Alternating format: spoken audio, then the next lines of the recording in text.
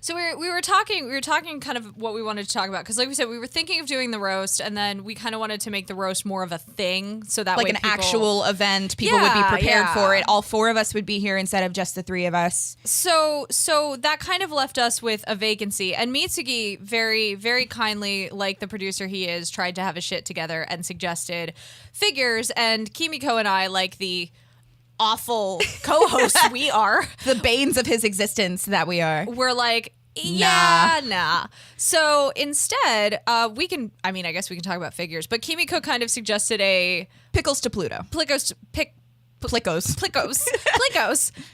to Pluto, kind of where. Wow, that name is like nightmare for microphones.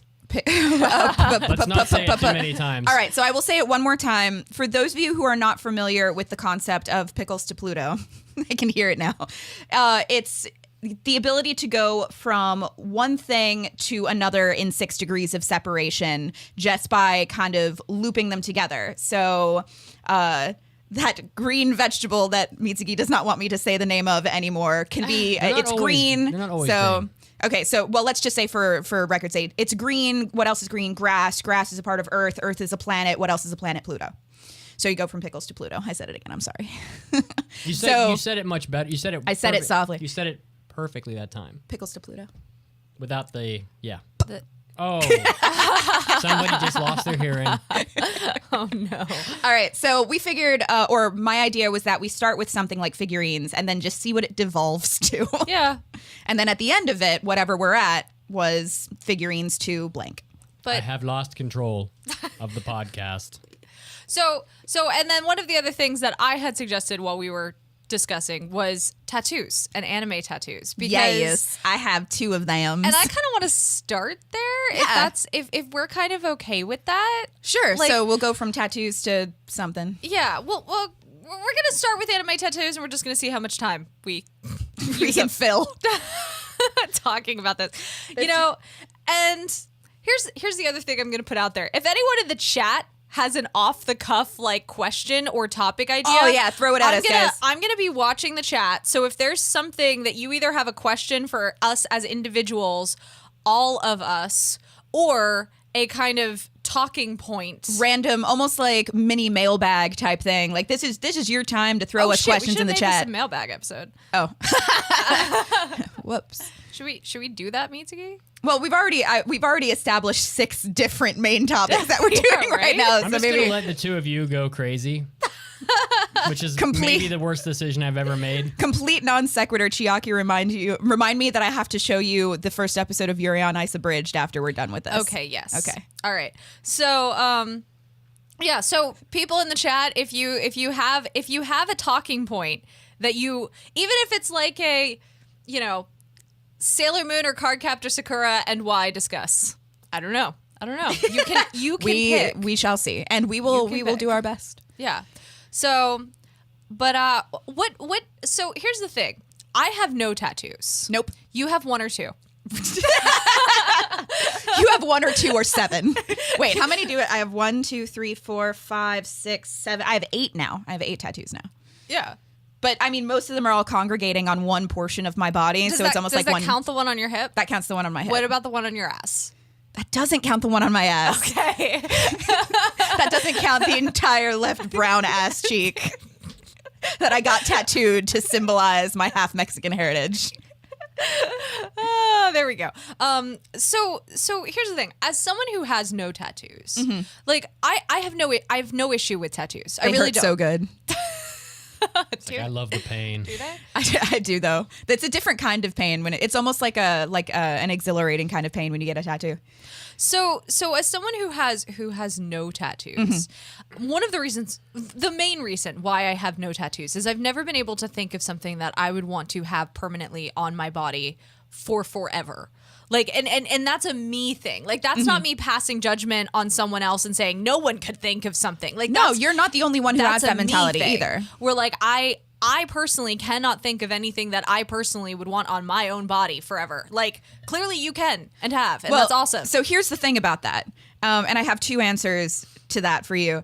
One, And a lot of people will agree with me, I'm sure. After your first tattoo, you no longer care.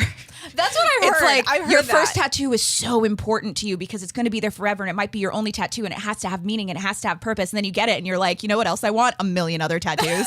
Like, I just want, give me all the tattoos. Like, for me, and here's the other part of this. For me, I was the exact same way. Yeah. I really desperately wanted a tattoo, but I had no idea what I was going to get because it had to be important and special and had meaning. Then I got... So what was your first one? Well, here's the continuation of that.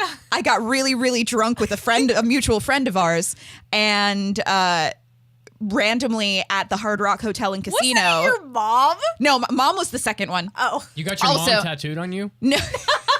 No, my mom and I both got the same tattoo. It's the supernatural tattoo that I have on my inner forearm. But we both did that one drunk off of our asses as well. But my first tattoo ever was with our friend Tara. Oh, yes. That makes sense. We got completely schnockered. I looked at her and was like, you know what they have here? A tattoo parlor. You know what I want? A tattoo. And she was like, oh my God, that's the best idea ever.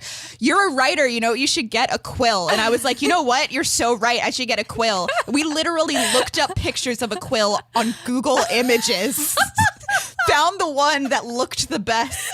And the dude just did it. He knew we were schnockered, but he just did it. It cost me like $300. I was in the chair for 5 hours. Oh my God. That's enough time to sober. Well, I sobered, like, was there a moment that you sober up and you're like, holy shit, I'm getting a tattoo? Even worse, they were so like anti-rules and regulations at this place. She was going and getting us more drinks as I was getting it done. So by the end of it, I paid, I left, and I conked out and woke up, and that's when I remembered that I got a tattoo. So my first tattoo has a great story behind it. And it has kind of instilled in me this idea of tattoos are just memories. No matter what you get, even if it's something that you end up despising, which I don't. I actually think it's a pretty great tattoo. Yeah, I was very lucky. It's a lot bigger than I would have ever gotten, ever. Where is that tattoo? It's on my hip. I don't think I've ever seen that one. It goes from like a couple inches above my hip bone. Now I'm like trying to remember where a couple. I see it. Yeah, it's a couple of inches below or above my hip bone and a couple inches below my hip bone. Like, it's about the size of my hand. And yeah, it's one of those things. No matter what you do when it comes to a tattoo, it's just a memory, and it's almost like scars. I think, without the, like, whatever you get a scar from, I'm not saying that it's trivial, because a lot of tattoos definitely are, but they're just little memories of what you've been through, or the reason you got that. Like, aren't they also literal scars? Because don't they create scar tissue? They do to a degree. They're just very colorful or very artsy scars. But yeah, now I just get whatever I want on my right arm, and they're all nerdy as hell.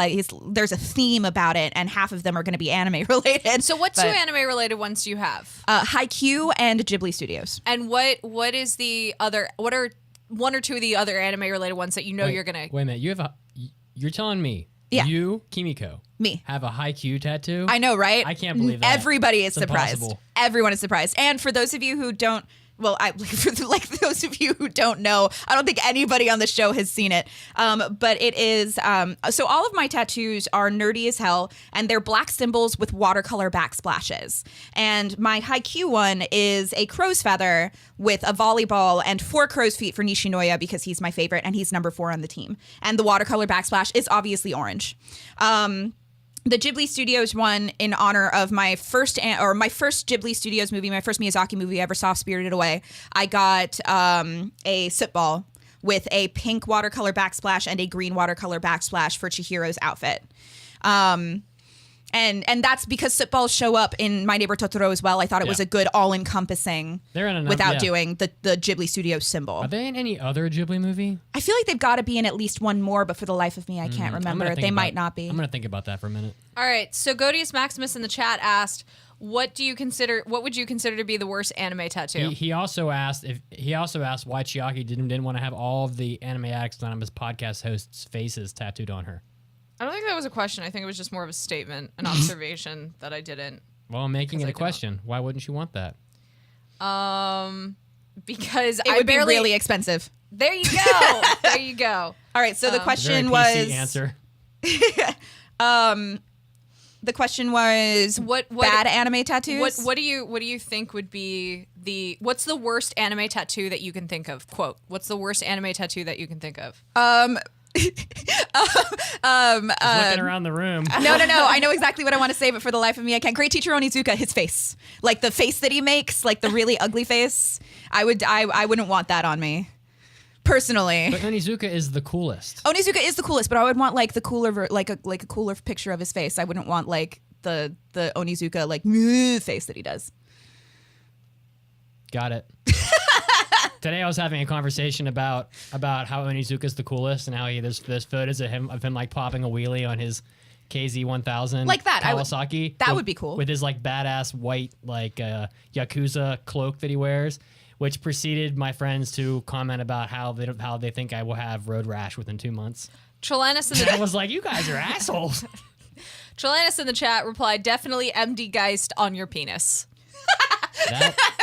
The most actually Fair. just put MDD, most dangerous D. Most dangerous. Wow. D. On your penis. That's Oh man.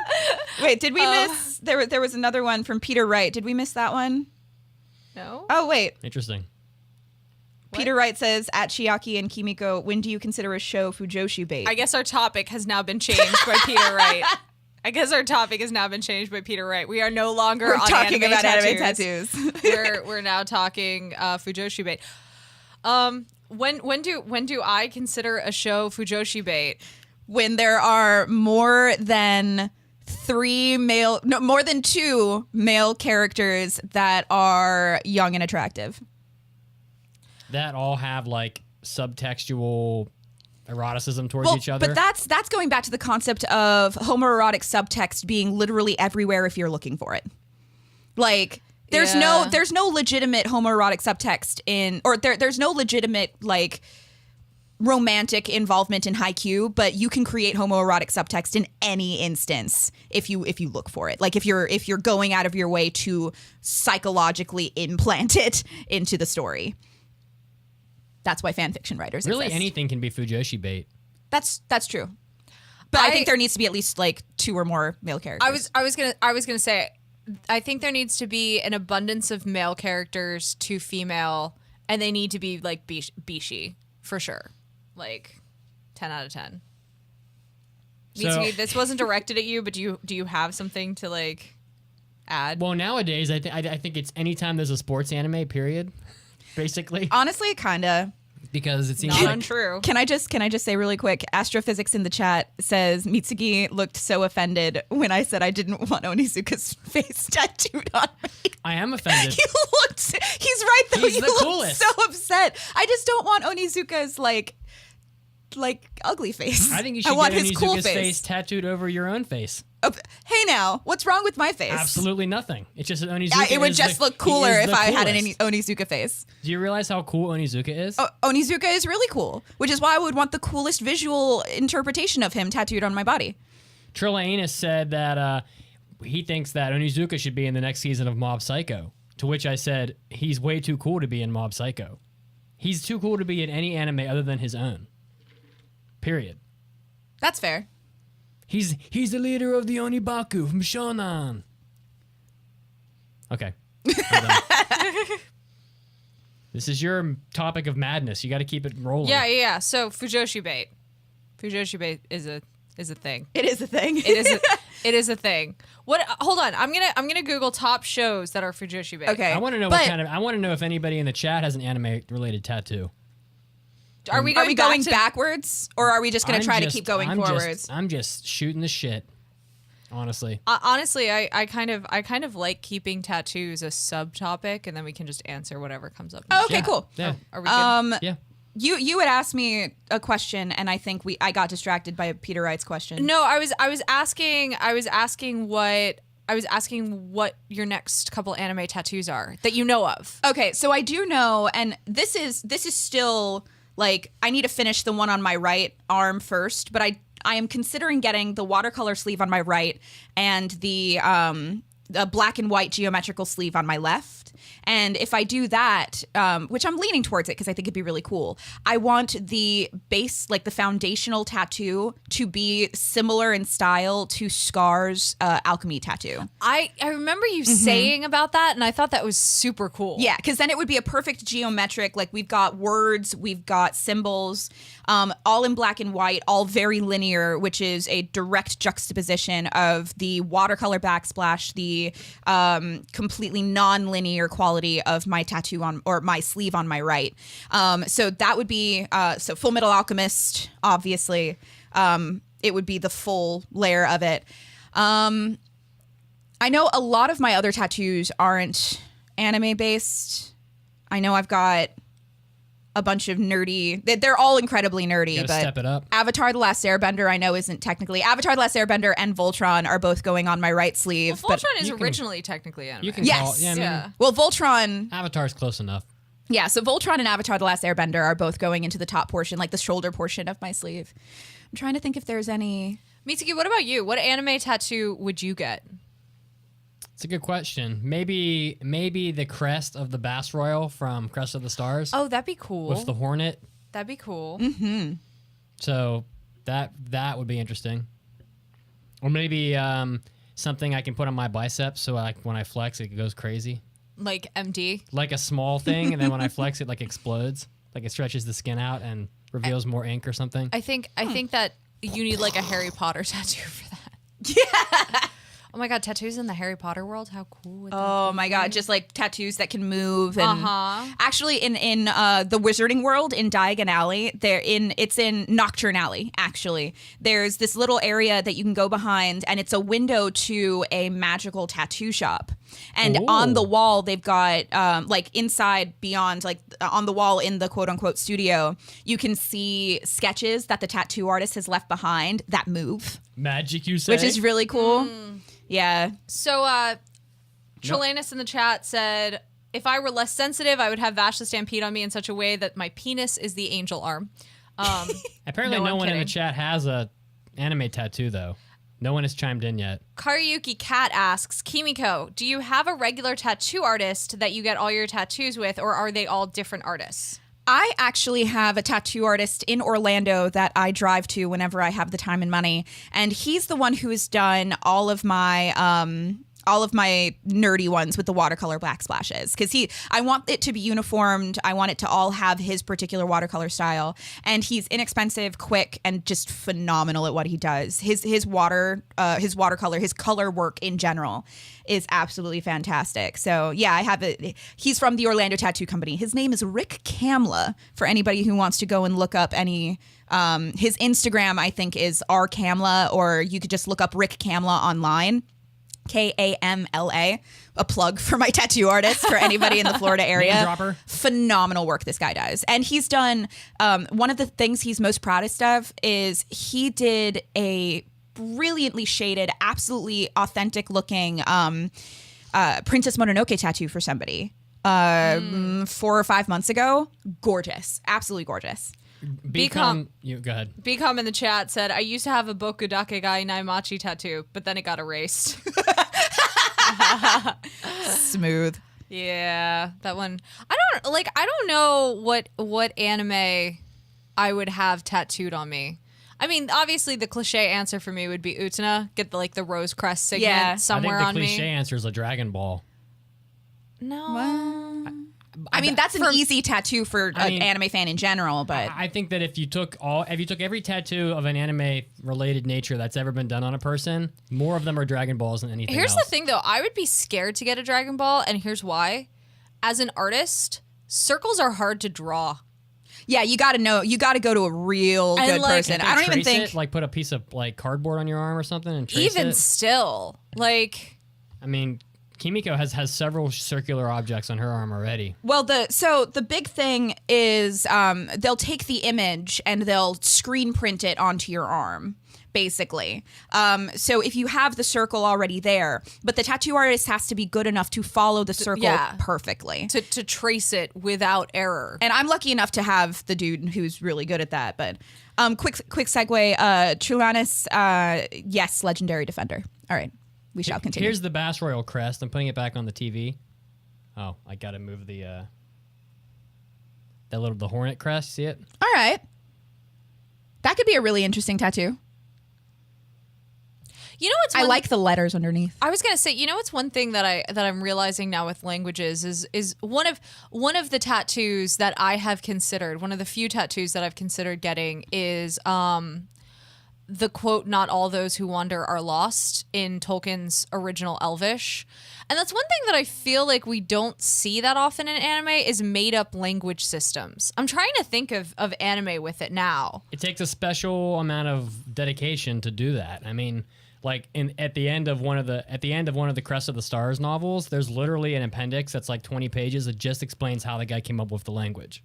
Because the language is pivotal to the story. There's two ways though that you can invent a language for a fantasy world. There's the Dothraki a la Game of Thrones way, where George R.R. Martin actually consulted with a professor of linguistics and said, make me a working language. And it is a real full working language. Same with Tolkien's Elvish.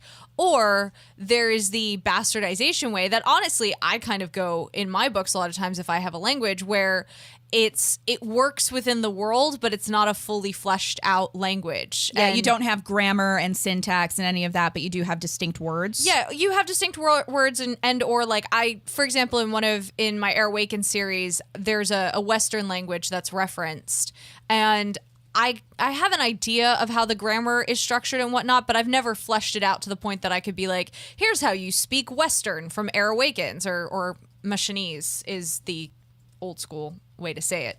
But I feel like there's not that much of that in anime. There's not that much of kind of made up languages. I actually have one.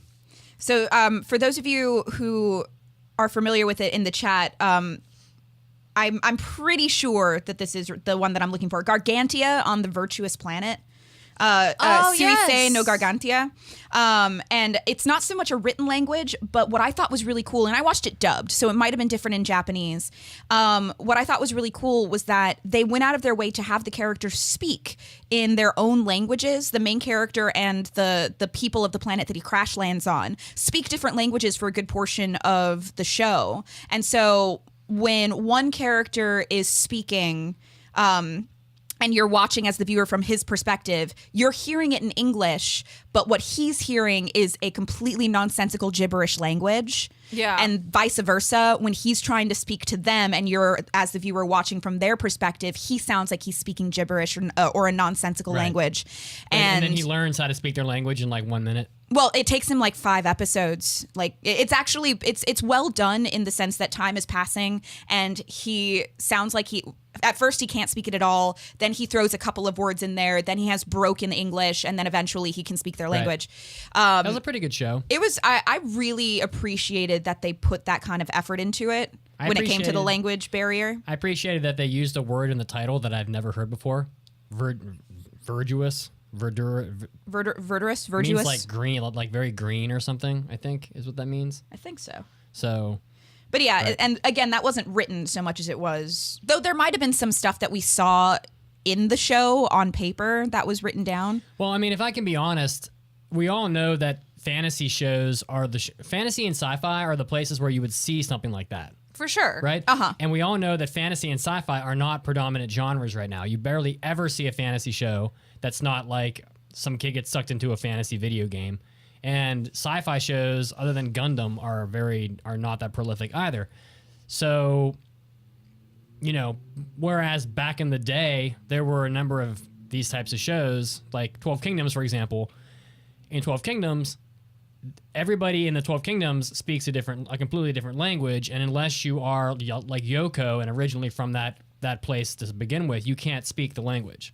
And they have episodes upon episodes that talk about how difficult the language is and how people have lived in the 12 Kingdoms for 20 years and still can't speak it and all this.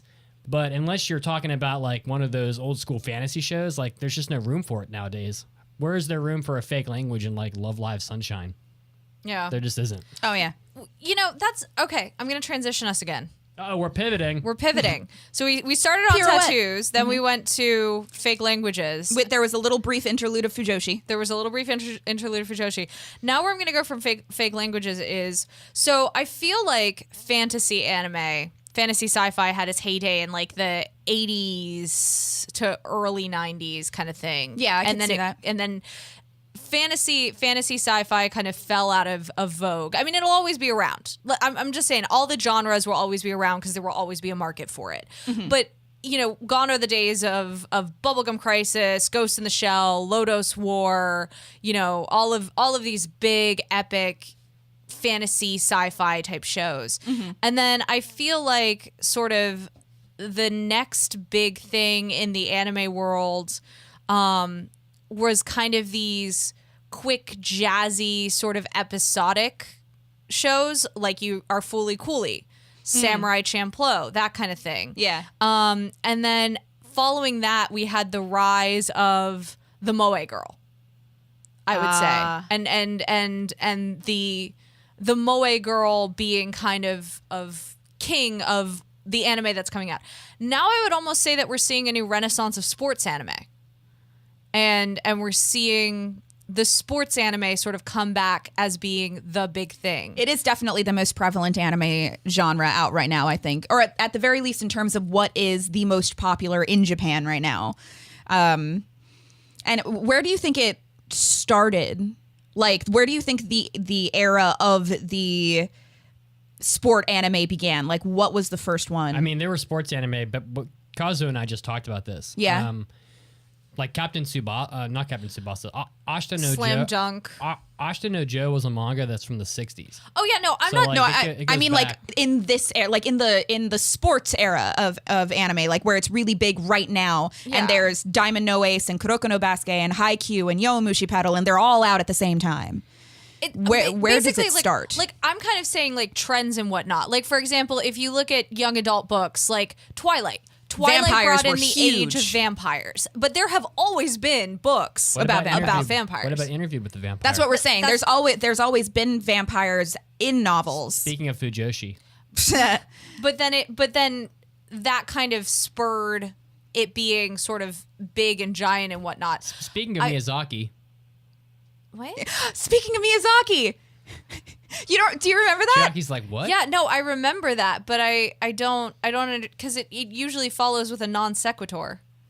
Sorry, I just got excited because I forgot about it. At least someone was excited. Thank you, Kimiko. Speaking of Miyazaki, that was No, we made Speaking of Miyazaki its own like buttons or stamps or whatever it was. Speaking of Miyazaki, the Speaking of Miyazaki had Yeah. absolutely no prevalence here. Get it? It was sorry. Yeah. Go ahead. So, yeah, whatever. Yeah, no, I get it. ruined it. Fine, it's my fault. I get it. It's just the whole joke of Speaking of Miyazaki was what it would be like an awkward silence, and then you would tangent off to something else that had nothing to do with the topic at hand. I know. So bringing up Speaking of Miyazaki was actually exactly that.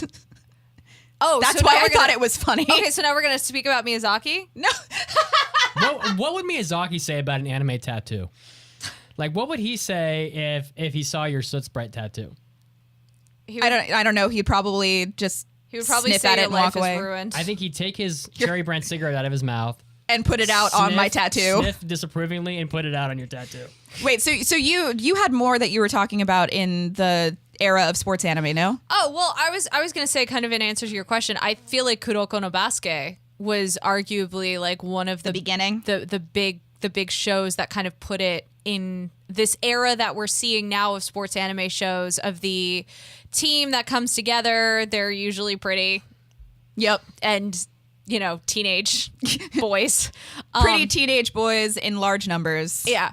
And so I feel like that was kind of what started this craze. But where I was going with this is, what do you think is next? Like, what do you guys think is going to be the next sort of big thing in the genre world of anime?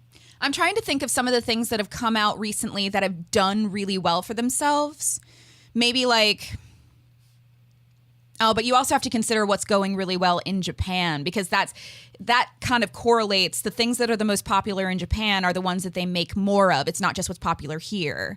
I think it's going to be a long time before we get to something new. Well, true, but like if we could envision a 20 years from now future, or maybe not 20 years, if we could envision a 5 years from now future where we have stumbled into another trend of 10 anime in that season are Yeah. this, and everyone loves them. Maybe Lonely like Japanese people trying to find romantic partners and not being able to. Because 20 years from now, they're going to be in a population crisis. Oh, and God. It's going to be a huge topic of presence in every form of media, not just anime. I feel like we are going to see back the rise of cyborg anime. Cyborg. Like, I'd be okay with that. I think we're going to go. And the reason why I say that is because I feel like with machine learning and AI becoming a bigger thing, and then like VR and AR and this idea of people having relationships that with machines, basically, I feel like we're gonna go back to, you know, what's old is new, and we're gonna cycle back through kind of cyborgs and manufactured people. Speaking of VR, I had over in my bathroom, I have under the sink, I have a box of Huggies, and when I'm playing Resident Evil 7, before I start, I put on the pair of Huggies, and before I put the headset on, because I know that while I'm playing Resident Evil 7 in VR, I'm going to shit and piss myself no less than 3 times an hour. So I need to be prepared for that ahead of time, because it's serious business. Speechless. So you actually did a hobby addicts on that, right, Mitsuki? Yeah, 2 weeks ago. Oh my god. But 2 weeks ago, I wasn't that far into the game, and now I'm much further, and now I know what it's like to have a diaper rash. Oh my god. Okay. Wow. All right. I don't know if you're one of the 50 people listening right now is laughing. It's it just isn't the two of you. So, thank you for that. Okay. Jackie's not even listening to me. She's too busy messing around with her new iPad, her bourgeois rose gold iPad. Why is it bourgeois? It is. Well, every iPad ever is bougie. It just is. Why do I feel like you're being rude to me? Am I? Am I being rude? I'm excited that I have a new vessel to watch anime on. It's very pretty. Thank you. Thank you. It's rose gold. I got it for work. So. All right. Now that I have derailed the topic. Yeah. Efficiently. See, Mitsuki, I don't even remember what we were talking about before. Once you take the topic baton, you got to keep running with it until someone else can pick it up. Do we want him to, though? Speaking of Miyazaki. Wow. We should probably go to our news break anyway. Really? Did we make it? Did we make it? Did we make? You mean through Time-wise? this main topic? Yes. Yeah, it's been going for about 30 minutes. Are so. we? All right. I don't know if that was enjoyable for anyone. Did I say that was a dumpster fire yet? Because that was a dumpster fire. Well, we did warn everyone. or a locked and loaded full diaper. Oh my god. With an entire adult human's worth of weight on top of it. Oh goodness. All right. We're going to take an anime news break, and when we come back, we are going to review Mob Psycho 100. So, stay tuned. That'll be a lot more organized. We know what we're talking about, guys. Stay tuned.